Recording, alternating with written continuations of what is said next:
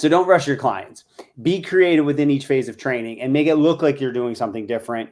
But if you're trying to do stabilization endurance, you have to be there for a period of time. It just is what it is. And we do have the client's choice section in there, but I'd still say probably stick to that phase of training. If you want to do some hypertrophy muscular development for biceps or triceps at the end, not a problem.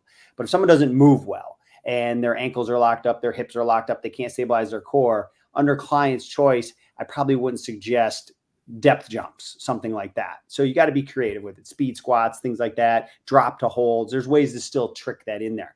But give that person's body the absolute time that is required by science to adapt to that physiological change that you're trying to get. So around 4 to 6 weeks, could be a little bit quicker depending on the person's age or experience.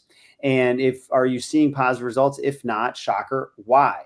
Are they doing their homework? Are they doing their warm up? Are they coming in the amount of times per week that research shows us, right? It gives you an opportunity to do a reset and speak to that client. So then just because you can doesn't mean they should. No question on that one. You ever see the gym fails on social media? There's a perfect example that we could have put right there.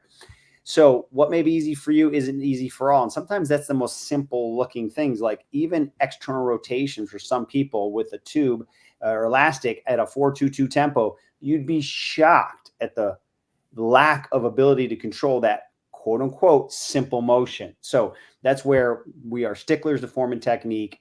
Make sure it's executed properly, and don't feel that you need to advance the clients if they're not ready. You might be able to give them a different exercise, but just because the clock says it's been 4 weeks doesn't mean you have to put them in the next phase of training.